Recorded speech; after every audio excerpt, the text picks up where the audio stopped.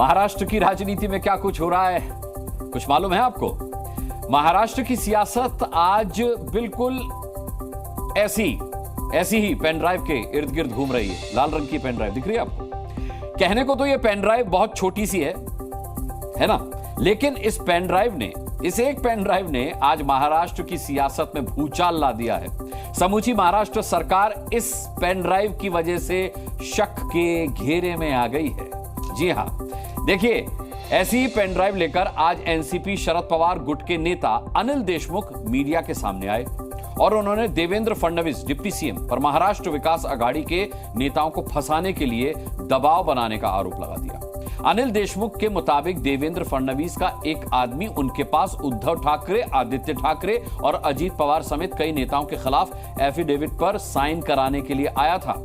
यानी अनिल देशमुख के आरोप हैं कि देवेंद्र फडणवीस इन सभी नेताओं को झूठे केस में फंसाना चाहते थे और जिस पेन ड्राइव के साथ वो आए थे, उनका दावा है कि उस पेन ड्राइव में झूठे केस में फंसाकर दबाव बनाने की साजिश के पूरे सबूत मौजूद हैं और जिसे चाहिए वो दे सकते हैं। जाहिर है ये बहुत बड़ा आरोप है, इसीलिए खुद देवेंद्र फडणवीस सामने आए और उन्होंने अनिल देशमुख के आरोप को सिरे से नकार दिया। कहा कि वो ऐसी ओछी राजनीति नहीं करते, लेकिन ऐसा कहते समय वो ये कहना भी नहीं भूले कि आप पेन ड्राइव तो दिखा रहे हैं, लेकिन उनके पास भी अनिल देशमुख के खिलाफ ऑडियो और वीडियो दोनों तरह की फाइल है, जिसमें वो अपने नेताओं के खिलाफ क्या कुछ बोल रहे हैं वो जग जाहिर कर देंगे। अब पेन ड्राइव वाले आरोप लगे तो पेन ड्राइव पॉलिटिक्स शुरू हो गई। कांग्रेस से लेकर उद्धव सेना तक ने आरोप की प्रत्यंचा चढ़ाकर बाण चलाए, तो जवाब में बीजेपी भी मैदान में उसी रफ्तार से पलटवार करने उतरी। पूछा 3 साल पहले के मामले में अब तक कहां थे, कोर्ट क्यों नहीं गए? तो कुल मिलाकर महाराष्ट्र में पेन ड्राइव पॉलिटिक्स हावी हो गई। आगे बढ़ते हैं और अब आपको बताते हैं कि आज की बहस हम क्यों कर रहे हैं। इसकी बिग पिक्चर मैं आपको दिखाऊंगा। आज की बहस क्यों जरूरी है? आज की बहस इसलिए जरूरी है क्योंकि अनिल देशमुख ने देवेंद्र फडणवीस पर लगाए हैं आरोप। उन्होंने आरोप लगाए हैं देवेंद्र फडणवीस पर। इसलिए जरूरी है क्योंकि देवेंद्र फडणवीस पर दबाव की राजनीति के आरोप हैं, गंभीर आरोप हैं। देवेंद्र फडणवीस पर दबाव की राजनीति के आरोप हैं कि उन्होंने एफिडेविट पर साइन करने का दबाव बनाया था। क्योंकि पेन ड्राइव की टाइमिंग पर भी सवाल है कि भाई महाराष्ट्र में चुनाव है, उससे पहले ही पेन ड्राइव कांड क्या है। इसलिए जरूरी है ये डिबेट क्योंकि 3 साल तक अनिल देशमुख की चुप्पी पर भी सवाल उठ रहे हैं कि आखिर वो 3 साल तक चुप क्यों थे अगर उनके पास ये पेन ड्राइव थी। तो देखिए, इसी सवाल को लेकर के अपने पैनलिस्ट के साथ हम ठोकेंगे ताल। भरपूर पैनल है हमारे साथ, मैं इंट्रोड्यूस कराऊंगा आपको, लेकिन उससे पहले ये छोटी सी रिपोर्ट देख लीजिए।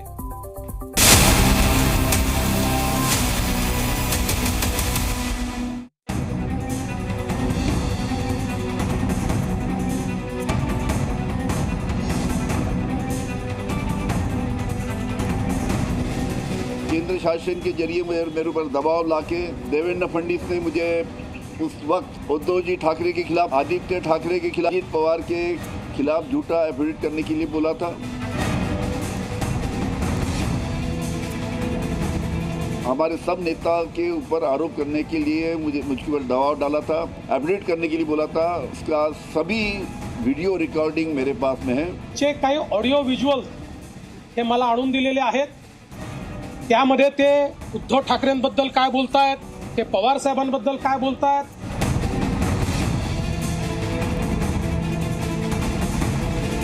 ये पेन ड्राइव है, वही मुझे चैलेंज करेगा तो मैं ये पेन ड्राइव के जरिए मैं पूरा उसका खुलासा करूंगा। जिस दिन आपको देवेंद्र फडणवीस जी ने दबाव बनाया, उसी दिन आपने उनके ऊपर एफआईआर क्यों नहीं किया?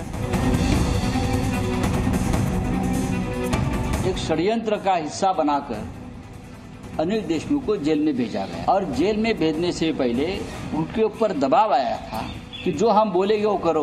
करप्ट आदमी, हफ्ता वसूली करने वाला आदमी, जो बेल पर भटक रहा है, ऐसा आदमी जो बयान दे रहा है, उन बयानों में बहुत ज्यादा सत्य नहीं है और तथ्य नहीं है।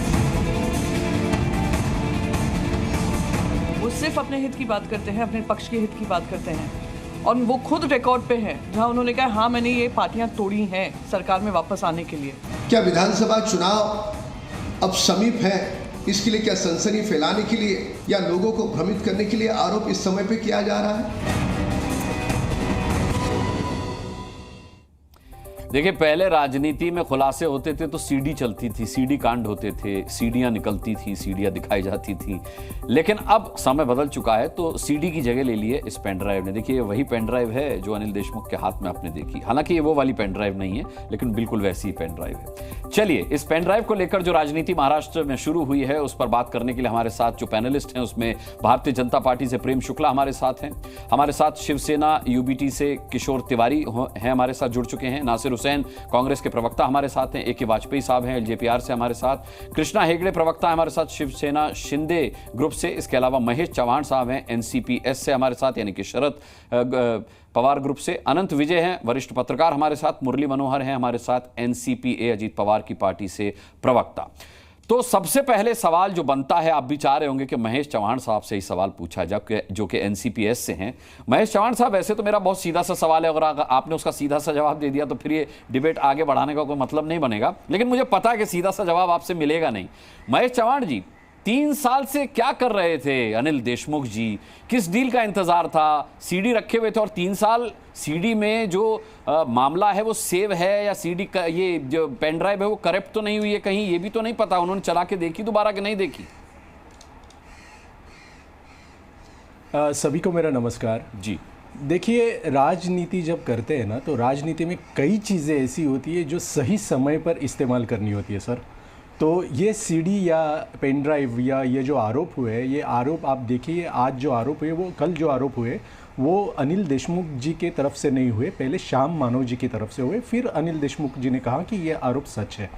अब कब देवेंद्र फडणवीस जी भी बात कर रहे कि उनके पास भी कुछ ऑडियो विजुअल्स है, वो भी इतने दिनों से क्या कर रहे थे, उनको भी सवाल पूछा जाना चाहिए कि वो इतने दिन चुप के होते, वो उन्होंने पहले।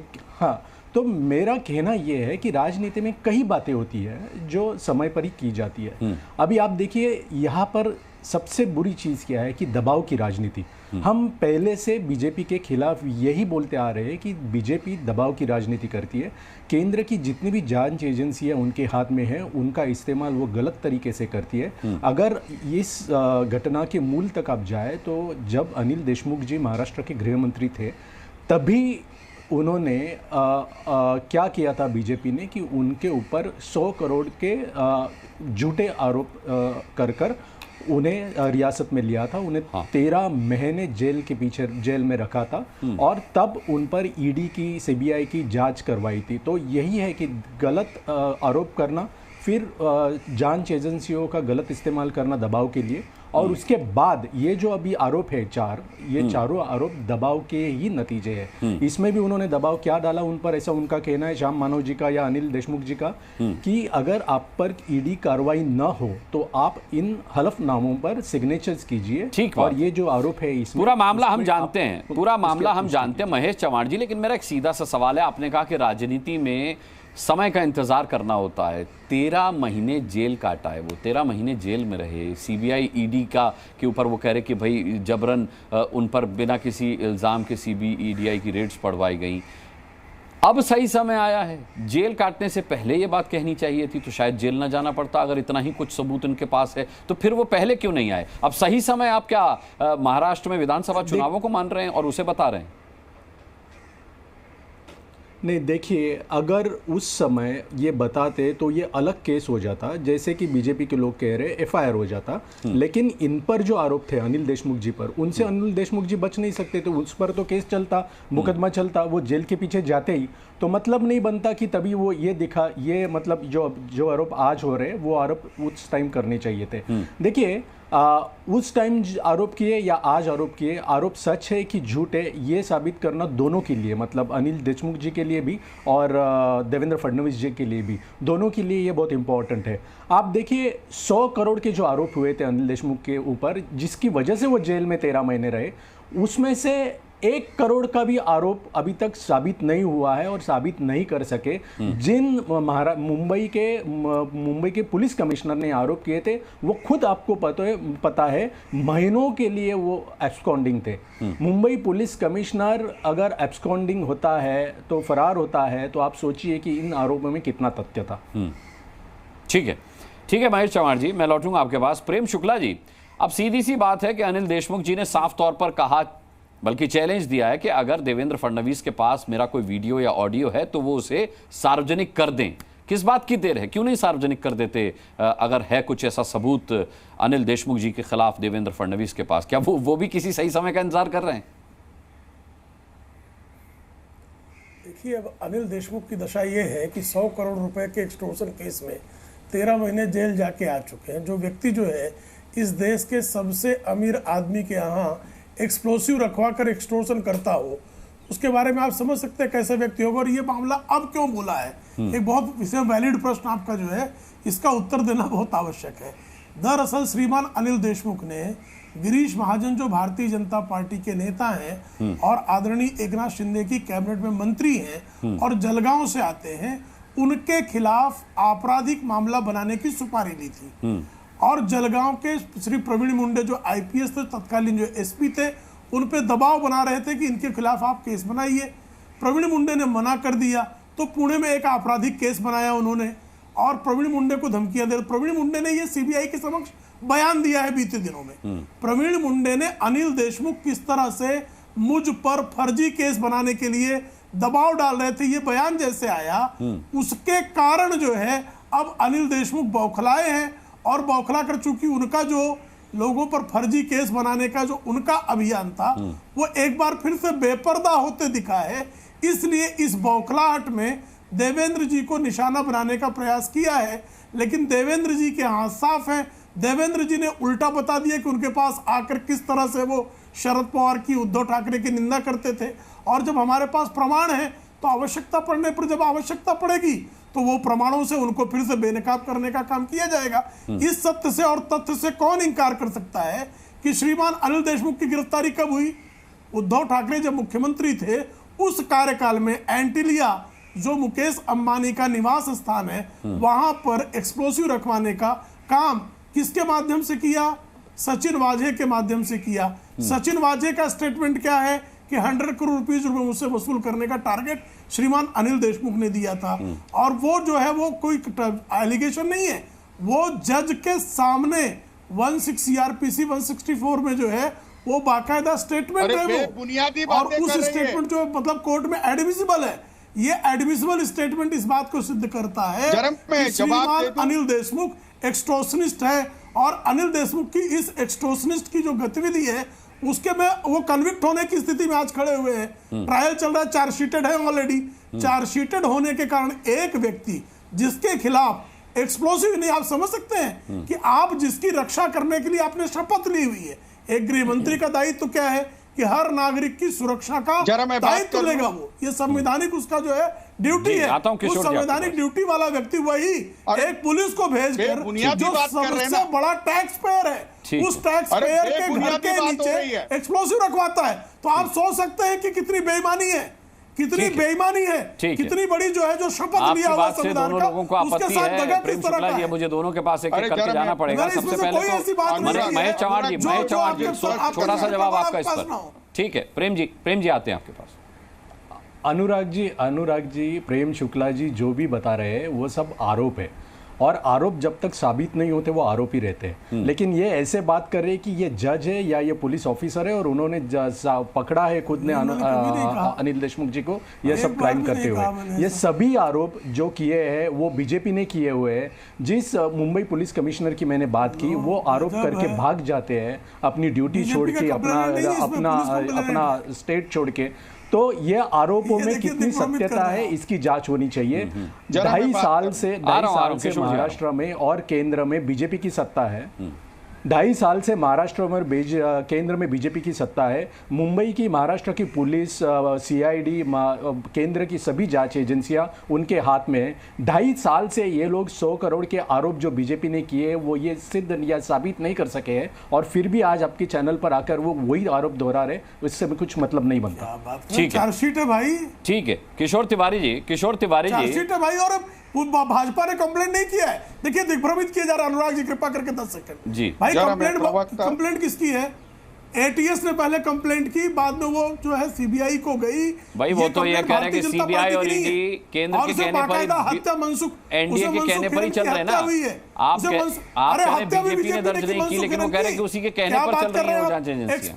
अरे साहब वो गाड़ी, अरे भाई गाड़ी पकड़ी गई एक्सप्लोसिव से भरी हुई, जिसमें एक्सप्लोसिव रखा गया था।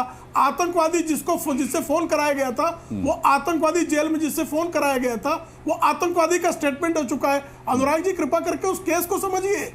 एक मंत्री पद पर, गृह मंत्री पर बैठा व्यक्ति किस तरह से जेल में बैठे आतंकवादी से संपर्क करता है, ये किस तरह से बारूद रखा जाता है, किस तरह से बारूद रखने वाले की हत्यारे के खिलाफ जो है हत्या, मतलब गवाह की हत्या कर देना, इससे ज्यादा षड्यंत्र क्या हो सकता है? ठीक है प्रेम मैं जितना कह रहा हूं सब कुमार कह रहा हूं। किशोर तिवारी जी के पास अनुराग जी, अगर ये इतने गंभीर आरोप है तो सरकार की जिम्मेदारी है ये आरोप साबित करने और इसकी जांच करनी है, सरकार की जिम्मेदारी है।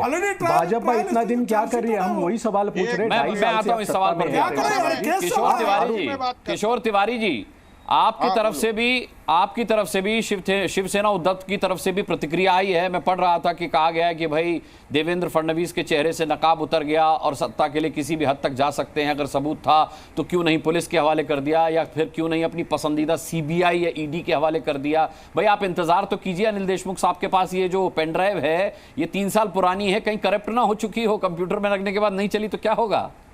नहीं अनुराग, डिबेट किधर के किधर भटक रही थी। नहीं, मैं भटकने नहीं दूंगा, आप चिंता मत कीजिए, इसीलिए आपको लाया हूं। मैं आपको अब बताता हूं, मैं आपको अभी बताता हूं कि जो विस्फोटक वाला मामला है उसमें जो भी षड्यंत्रकारी है वो लोग जेल में है, और उसमें जो कुछ हुआ है तो आज तक अनिल देशमुख का उसमें कोई संबंध नहीं।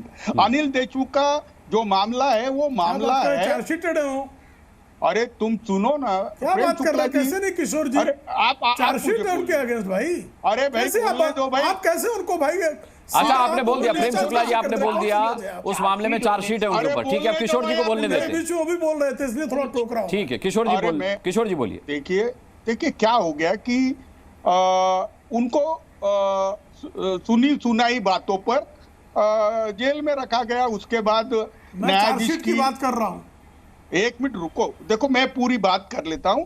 अब मामला ऐसा है, एक मिनट तुम थोड़ा रुकिए। मुझे आप है ना इतने विचलित मत होइए, मैं अभी बता रहा हूं, मैं बताता हूं तुमको। मैं कहां विचलित हो रहा हूं? विचलित तो आप हो रहे थे मित्र।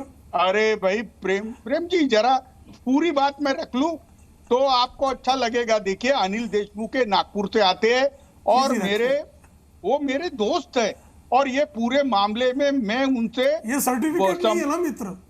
अरे मैं बता रहा हूं, वो आदमी 70 साल की उम्र में उसको जो डिब्बा मिल रहा था वो डिब्बा बंद करके उनको भत्ता खिलाया गया। मैं अभी बता रहा हूं, आज जबकि ज्येष्ठ नागरिकों को जेल मैनुअल के हिसाब से होगा ना। अरे भाई मैं बता रहा हूं, तुम मेरी बात सुन लो ना। अभी मैं बताता हूं कि देवेंद्र फडणवीस ने जो खुलासा किया, बात करिए। अरे भाई मैं मुद्दे की बात कर रहा हूं। देवेंद्र फडणवीस ने यह डिनाई नहीं किया है कि मैंने षड्यंत्र रचा, दबाव लाया, क्योंकि सरकारें गिराई गई है, षड्यंत्र गिराई गई है। लेकिन उन्होंने कहा कि अनिल देशमुख उद्धव जी के बारे में क्या बोलते थे या फिर वो पवार जी के बारे में क्या बोलते थे, तो उन्होंने ये नहीं बोला कि मैंने परमवीर को कहा था कि तुम अनिल देशमुख से एफिडेविट लो कि आदित्य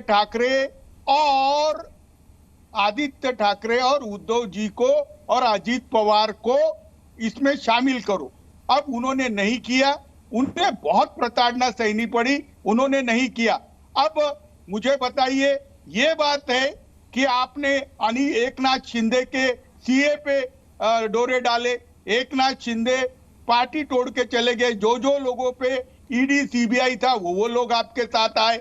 अजीत पवार के मामले में भी यही हुआ। मैं अभी बता रहा हूं तुमको कि देवेंद्र फडणवीस ने जो राजनीति महाराष्ट्र में की उसके परिणाम उनको भी भोगने पड़ेंगे, और उद्धव ठाकरे और आदित्य ठाकरे पर कोई भी हाथ डालने का प्रयत्न करेगा तो महाराष्ट्र की जनता माफ नहीं करेगी। मैं अभी बता रहा हूं।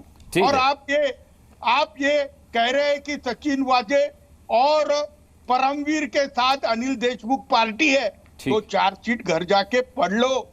चार्जशीट मैं मामला कर रहा हूं एक्सटॉर्शन का, और तुम बोल रहे हैं कि वो विस्फोटक रखने के मामले में थे। आप है ना अपनी परिस्थिति से बहुत मुकर गए हो। सत्य बताया करो।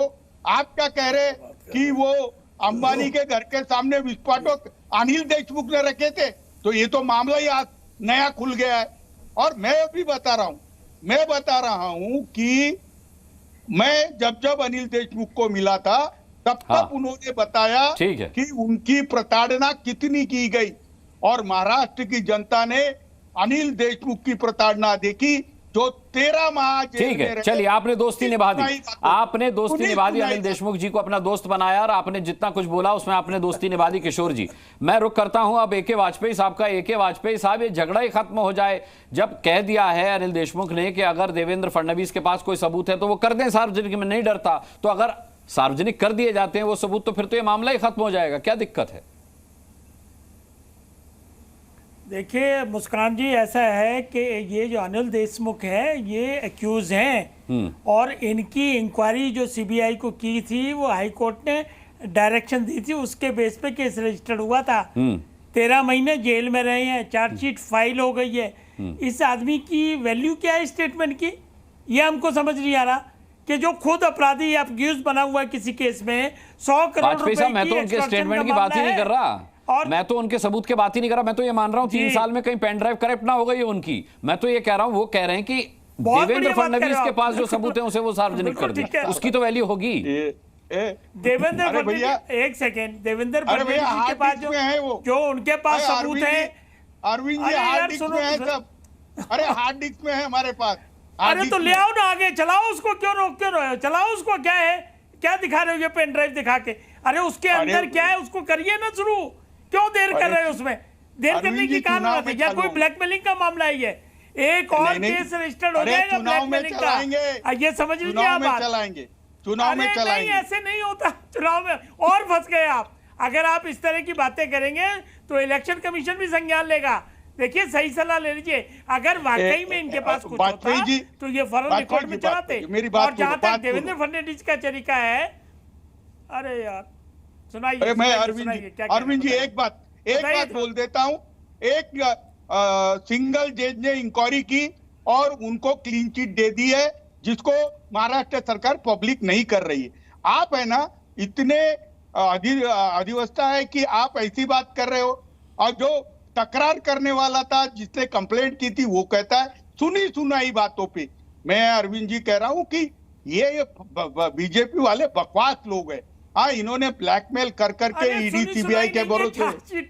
तिवारी जी, आप समझदार आदमी है, वयस्क आदमी है, चार्जशीट फाइल है, कोर्ट विल टेक कॉग्निजेंस। 13 महीने जेल में रहे हैं, PMLA का केस है, प्लीज अंडरस्टैंड। ये सुनी सुनाई बातों वाला मामला नहीं है।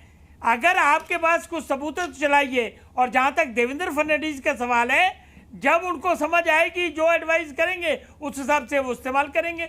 लेकिन एक अपराधी की स्टेटमेंट, एक एक्यूज की स्टेटमेंट हमेशा शक की नजरों से देखी जाती है। और शुक्ला जी ने बिल्कुल सही बताया, उनकी जानकारी बिल्कुल दुरुस्त है कि 164 के बयान हुए मजिस्ट्रेट के सामने, जो रिट्रैक्ट नहीं हो सकते, जो झुटलाए नहीं जा सकते। और कोर्ट में जो बयान मजिस्ट्रेट के सामने होते हैं वो पक्के तौर पे सबूत माने जाते हैं, एडमिसिबल एविडेंस। ठीक है, तो चीजों को गुमराह न करिए।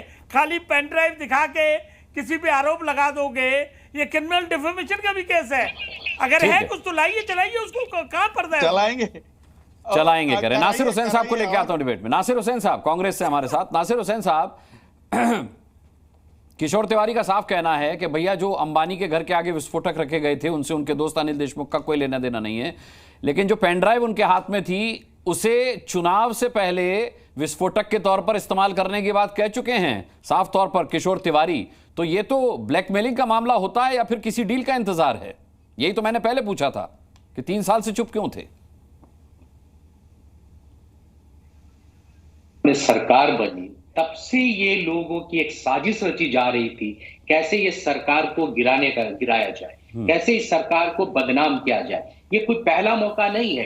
अनिल देशमुख पे जो एलिगेशन ये लगा रहे हैं, खुद जो CP थे उस समय रनवे हो गए थे, महाराष्ट्र से गायब हो चुके थे, वो कोई अपने स्टेटमेंट पे कायम नहीं थे।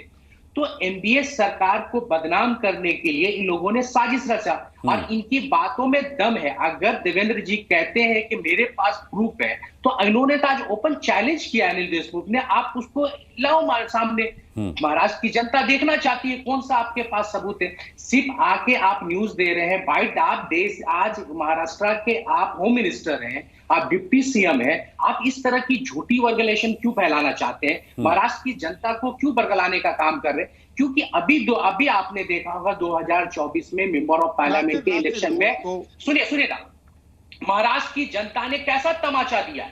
इनकी इसी झूठ का तो तमाचा था महाराष्ट्र की आवाम ने इनके मुंह पे जो मारा है। तो अभी देखिएगा अक्टूबर में जब विधानसभा का इलेक्शन होगा, इनके मुंह पे दूसरा तमाचा जाएगा।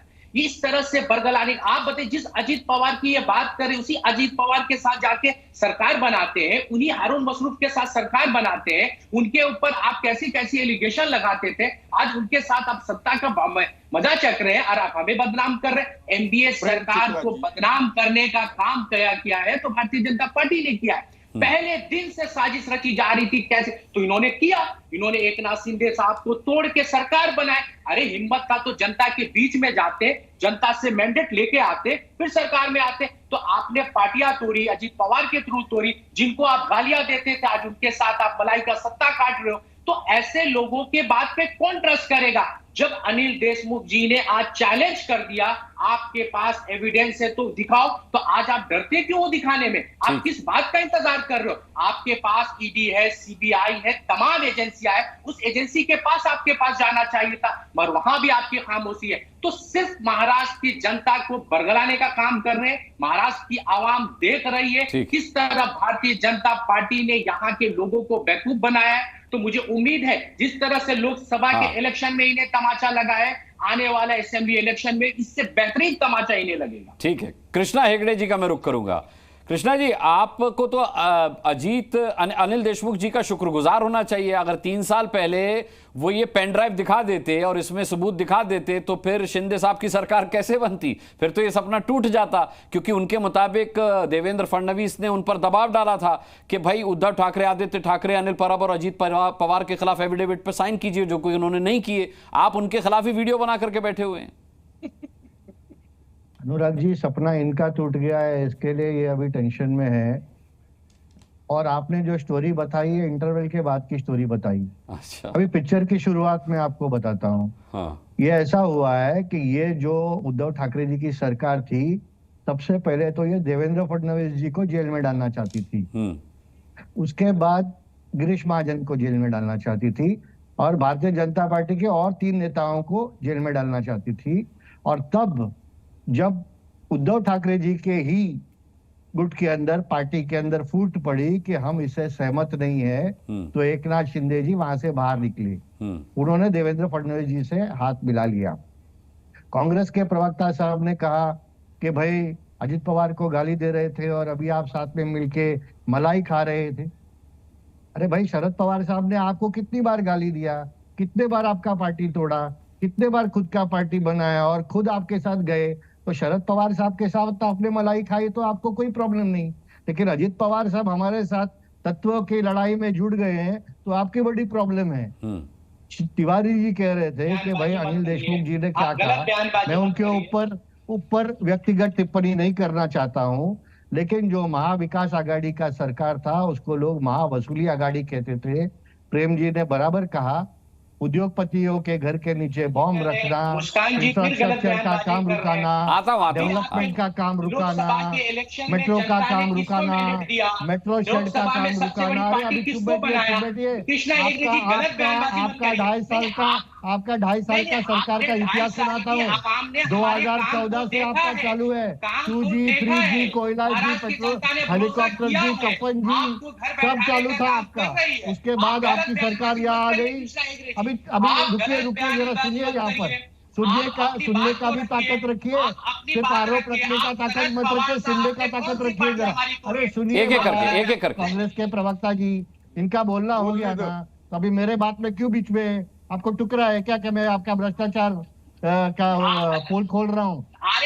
ये ऐसा हो गया है कि इनका ऐसा है 100 करोड़ लेडीज बार से चाहिए महीने में, आरए शेड का शिफ्टिंग में पैसा चाहिए, मेट्रो कॉन्ट्रैक्टर से पैसा चाहिए, हर जगह से उनको पैसा चाहिए, उद्योगपति के घर के नीचे बॉम्ब रखना है। वजह का क्या रोल था? मनसुख हिरेन कौन था? मनसुख हिरेन की हत्या क्यों हुई वो बताइए मुझे। मनसुख हिरेन की हत्या नहीं बताएंगे आप लोग, क्योंकि आपके पास जवाब ही नहीं है। तो दूसरे के ऊपर आरोप लगाने से पहले खुद का जो आपका कार्यकाल है उसमें जरा झांक कर देखिए। और दूसरी बात मैं आपको बोलता हूँ, ऐसे ही अगर अनिल देशमुख जी ने अगर दिखाया है पेन ड्राइव तो दिखाने दो, उनका पेन ड्राइव निकलेगा, हमारा सीडी निकलेगा, दूध का दूध और पानी का पानी हो जाएगा, उसमें घबराने की क्या बात है। अच्छा ठीक है, मुरली मनोहर जी एनसीपी अजीत पवार से हमारे साथ हैं। मुरली मनोहर जी, अब अनिल देशमुख की बात अगर माने तो 3 साल पहले जिन लोगों के नाम पर एफिडेविट साइन करने के लिए उन पर देवेंद्र फडणवीस ने दबाव बनाया था, उसमें उद्धव ठाकरे, आदित्य ठाकरे, अनिल परब और अजीत पवार के खिलाफ झूठा आरोप था।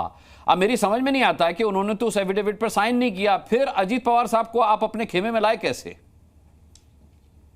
देखिए, सबसे पहले तो मैं आपके माध्यम से सभी दर्शकों का अभिनंदन स्वागत करता हूं जी। और मैं बड़े देर से सभी पैनलिस्ट को सुन रहा था।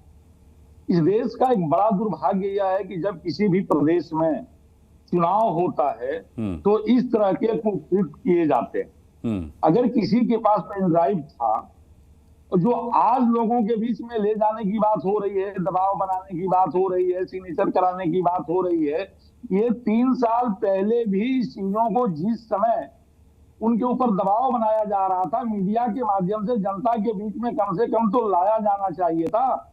लेकिन जब कुछ दिनों के बाद महाराष्ट्र में विधानसभा का चुनाव होना है, ऐसे में इस तरह की जो बातें आ रही हैं, मुझे लगता है कि लोकतंत्र के लिए खतरे की घंटी है। इस तरह की बातें नहीं होनी चाहिए। हमेशा विकास की बात होनी चाहिए, नौजवानों के रोजगार की बात होनी चाहिए। अरे मुरली मनोहर जी, लेकिन इस तरीके की बात तो देवेंद्र फडणवीस साहब ने भी कह दी है ना कि मेरे पास भी वीडियो है, ऑडियो है। अगर अनिल देशमुख साहब ने कहा है कि हमारे पास जो है पेन ड्राइव है, तो फडणवीस साहब ने कहा है, क्रिया की प्रक्रिया तो होती ही होती है। और अनिल देशमुख साहब 13 महीने जो है जेल में रहे हैं। उनके ऊपर जो यह आरोप लगा था कि उद्योगपतियों के घर के सामने इन्होंने जो है विस्फोटक रखवाया था, उसमें भी चार्जशीट दाखिल हो चुकी है और इनको क्लीन चिट नहीं मिला है। आज भी इनका मामला अदालत में विचाराधीन है। और ऐन मौके पर जब विधानसभा का चुनाव महाराष्ट्र में होने जा रहा है, जो इस तरह से आरोप प्रत्यारोप लग रहे हैं, मुझे लगता है यह ठीक नहीं है, होना भी नहीं चाहिए। और सबको न्यायालय के फैसले का इंतजार करना चाहिए। न्यायालय ने क्लीन चिट नहीं दिया है, फाइल जो है चार्जशीट फाइल हो चुकी है। हाँ। और अरे तो ये न्यायालय के फैसले का जी अनुराग, मुझे जब कोर्ट का फैसला आएगा तो दूध का दूध और पानी का पानी हो जाएगा।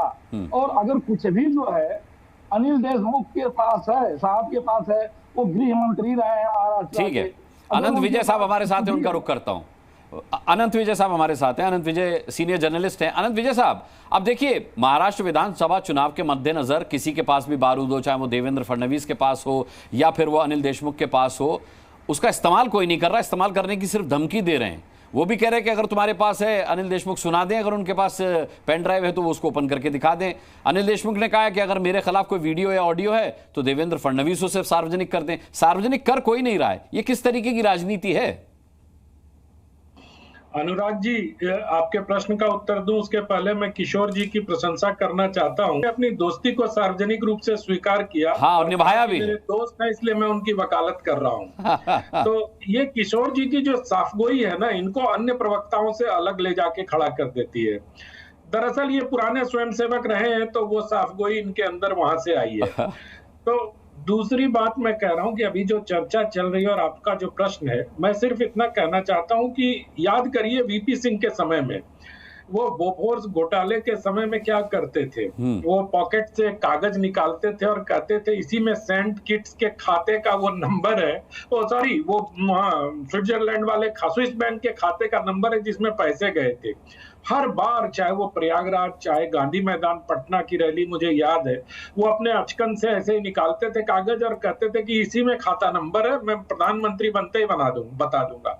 प्रधानमंत्री भी बन गए, सरकार भी चली गई, दूसरी बार उन्होंने यूपीए की सरकार भी बना दी, पर अचकन से जो कागज निकला था उसमें अकाउंट नंबर आज तक नहीं मिल पाया बोफोर्स घोटाले का कि वो अकाउंट नंबर क्या था।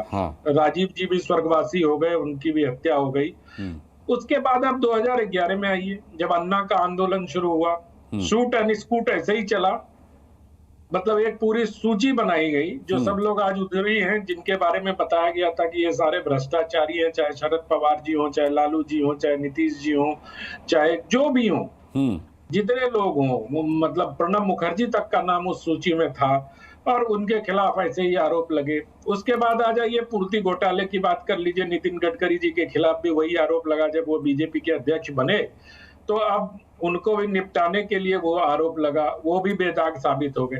तो चुनाव के समय इस तरह की चीजें, अब ये बड़ा ऑब्वियस हो गया नहीं है। तो आप क्या कहना चाह रहे हैं? आप क्या कहना चाह रहे हैं? अनिल देशमुख की जो पेन ड्राइव है वो करप्ट है या फिर देवेंद्र फडणवीस की सीडी करप्ट है? एक तीसरा भी हो सकता है कि जिनके हाथ में ये वो है वो भी करप्ट हो सकते हैं। तो ये पेन ड्राइव तो आपके हाथ में भी है अनुराग जी। आप किसी का आप कह दो इसमें किशोर तिवारी जी की कुछ तस्वीरें हैं, अब किशोर जी बेचारे परेशान घूमते रहे, ये कहेंगे कि अनुराग की भी तस्वीर मेरे पास। किशोर जी घबराइएगा नहीं, इसमें कुछ नहीं है आपके खिलाफ। किशोर तिवारी जी इसमें कुछ नहीं है आपके खिलाफ। मैं इसलिए कह रहा हूँ, एक सेकंड दे दीजिए मुझे। दरअसल देवेंद्र फडणवीस को कोई बड़ी जिम्मेदारी मिलने वाली है बहुत बहुत जल्दी। तो मुझे लगता है कि ये बात कहीं से कहीं लोगों को पता चल गई है। तो अब देवेंद्र भाई के खिलाफ, वो महाराष्ट्र के इस वक्त भारतीय जनता पार्टी के सबसे कद्दावर नेता है, क्या पता उनकी जिम्मेदारी और बढ़ाई जा रही है। और जिस प्रकार से पंकजा जी को और विनोद तावड़े जी को हमने अभी मंच पर एक साथ देखा, मराठा और ओबीसी, तो ये सारी चीजों को देखने के बाद मुझे लगता है कि इसी तरह अभी जब आप लोकसभा चुनाव में देखिए कैसे 2-3 सांसदों की सीटी आ गई थी, अब वो सब कहाँ क्या हो रहा है उसका कोई फॉलो अप नहीं होता। तो ये चुनावी दाव पेच है। अब एआई का जमाना हो सकता है उस सीडी से, उस पेन ड्राइव से कुछ एआई के मार्फत कुछ नए वीडियो भी निकल के चले आए जी। अच्छा, महेश चव्हाण जी बहुत देर से नहीं लाए हम डिबेट में। महेश चव्हाण जी, कुल मिलाकर के अनंत विजय साहब का ये अनुमान है कि देवेंद्र फडणवीस, चूंकि उनको इस्तीफा देने से भी रोका गया था, तो अब उनकी जिम्मेदारी, उनकी भूमिका बड़ी हो सकती है और इस बात की हो सकता है कि चुभन या जलन जो है वो अनिल देशमुख को हो। तो कुल मिलाकर के वो ये कह रहे हैं कि ये पेन ड्राइव करप्ट भी हो सकती है, क्योंकि एक तो 3 साल पुरानी है और फिर 13 महीने इस पेन ड्राइव से दूर भी रहे जब जेल में रहे थे अनिल देशमुख। तो नहीं, देखिए, सबसे पहले तो अगर देवेंद्र फडणवीस जी को अगर कोई अच्छी पोजीशन और मिल सकती है तो हमारी शुभकामनाएं उनके साथ है। हमारे लिए बहुत गर्व की बात होगी कि महाराष्ट्र का और एक राजनीतिक व्यक्ति केंद्र में जाए या बड़ी जिम्मेदारी उसे मिले। दूसरी बात मैं यहाँ पर ये कहना चाहता हूँ कि जो पेन ड्राइव है अगर वो करप्ट है, पेन ड्राइव की बात कब सामने आई? पहले तो आरोप हुए, उसके बाद ऑडियो विजुअल्स की बात सबसे पहले देवेंद्र फडणवीस जी ने की।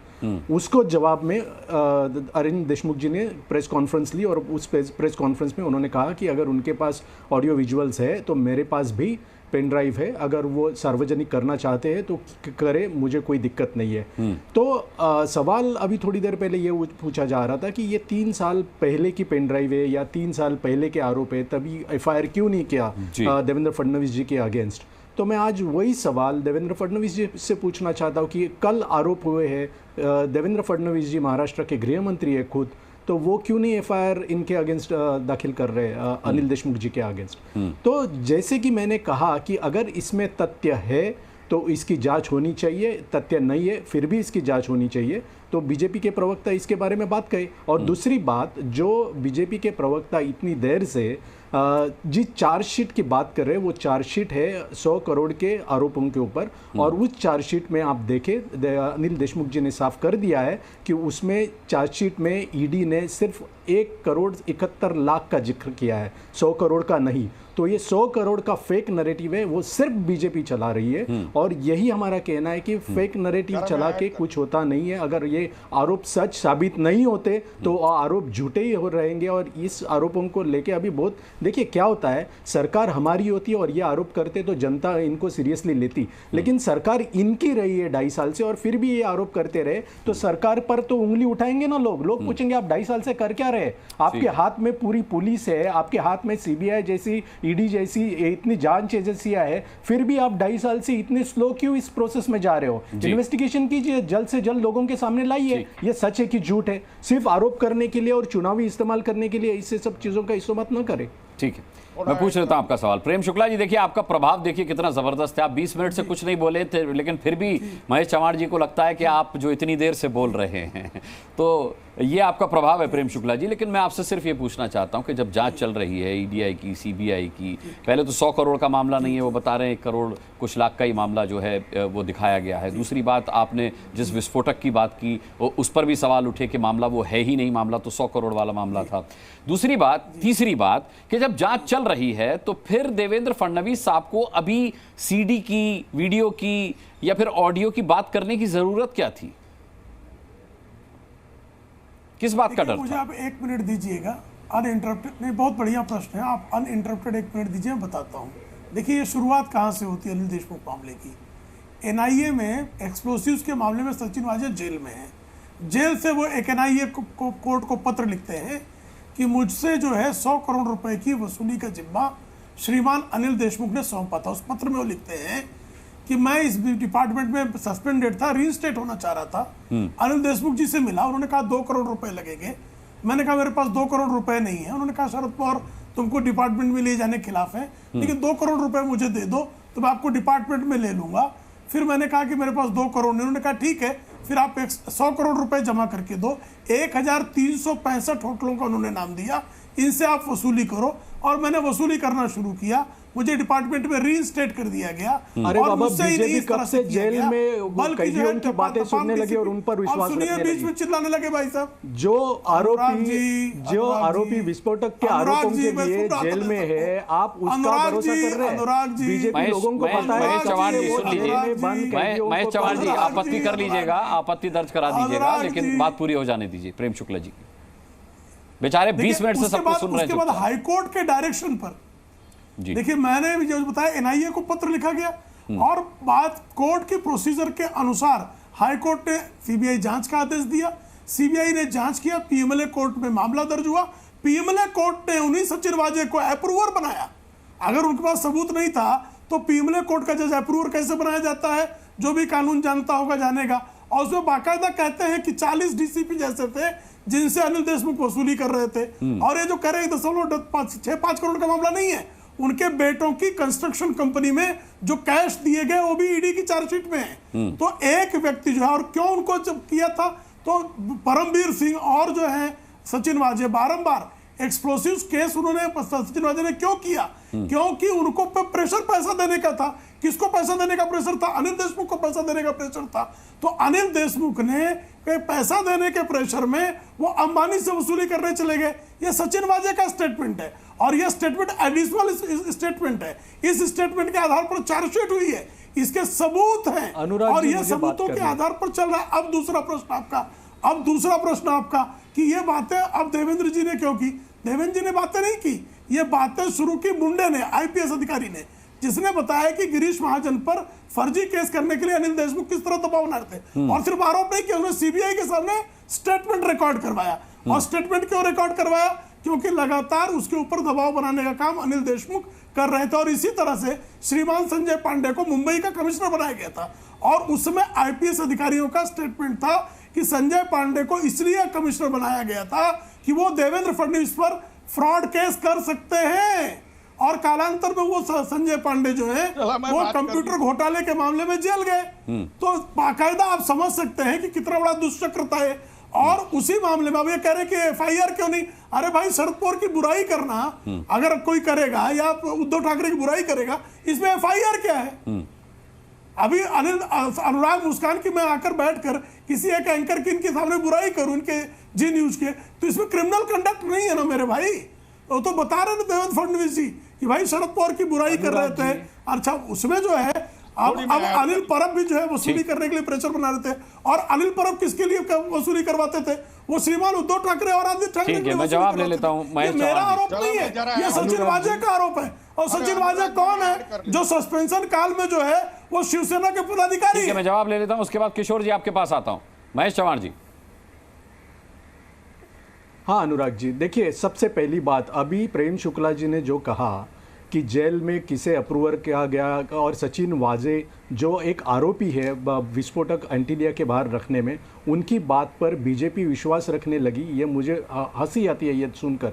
क्योंकि आप मुझे बात बताइए, इनका कहना ऐसा है कि बहुत सारे सबूत है, अप्रूवर सही बात है, अभी बहुत सारे अप्रूवर्स है, ये वो है। सुनिए, आपने अभी जो कहा ना, मैं अभी उसका जवाब दे रहा हूँ। तो मुझे एक बात बताइए, सिंपल सा सवाल है मेरा कि इतना होने के बाद प्रेम शुक्ला जी, सुनिए, इतना होने के बाद प्रेम शुक्ला जी अनिल देशमुख जी को कोर्ट ने जमानत क्यों दी? अगर उनके पास अप्रूवर है, उनके पास सबूत है, सचिन वाजे बहुत सच्चा आदमी है, उसने बाहर एंटीलिया के बाहर विस्फोटक रखे ही नहीं है, वो तो साधु संत होना चाहिए, वो गलती से षड्यंत्र बना के उनको अंदर डाला है, ऐसे आदमी के ऊपर आप विश्वास रखते हो बीजेपी और प्रेम शुक्ला जी? तो आप सीधा सा सिंपल सा सवाल है, आप ये जवाब दीजिए, कोर्ट ने उन्हें जमानत क्यों दी? ये मेरा पहला सवाल। दूसरी बात मेरी ये है कि यहाँ पर अनिल देशमुख जी ने 3 साल क्यों सीडी बाहर नहीं लाई, पेन ड्राइव क्यों बाहर नहीं लाई, ये आप पूछ रहे हो। और अभी आप खुद ही बता रहे हो कि 2-3 साल पहले गिरीश महाजन के ऊपर उनको मौका लगाए, इसलिए अनिल देशमुख जी ने वहां के एसपी के ऊपर। मेरे पास समय की कमी है। कृष्णा हेगड़े बहुत देर से कुछ कहना चाह रहे हैं। कृष्णा हेगड़े जी, मैं लाता हूँ, किशोर जी आता हूँ आपके पास। कृष्णा हेगड़े जी बहुत देर से कुछ कहना चाह रहे हैं। अनुराग जी, महेश चव्हाण जी जो कह रहे थे, उन्होंने कहा भाई 100 करोड़ का वसूली नहीं था, 1.25 करोड़ का वसूली था। उन्होंने खुद मान लिया कि मैं वसूली कर रहे थे। नहीं, मैंने ऐसे नहीं कहा, गलत मत बताइए। वही तो चार्जशीट में क्या है वो बताया। कृष्णा हेगड़े जी, आपसे ये उम्मीद नहीं है। कृष्णा जी, आपसे मैंने ये कहा कि चार्जशीट में 1.71 करोड़ है, ऐसा मैंने कहा है। मैंने ये नहीं कहा कि कृष्णा जी गलत मत बताइए। अच्छा ठीक है, कृष्णा जी झूठ मत बोलिए, गलत सुना। मैं ये कह रहा हूँ कि चार्जशीट में क्या है वो मैं बता रहा हूँ आपको। दूसरी बात यह है कि उन्होंने कहा कि जमानत क्यों दी? अरे जमानत ही दी ना, बरी थोड़ी किया आपको। केस आगे भी चलेगा ना। ठीक है अनुराग में, ठीक है, लेकिन ठीक है। किशोर तिवारी जी, आखिरी सवाल आपसे। सारी जड़ ये पेन ड्राइव है। आप मानते हैं कि 3 साल पहले अगर अनिल देशमुख ये पेन ड्राइव दिखा देते तो उद्धव ठाकरे की पार्टी नहीं टूटती?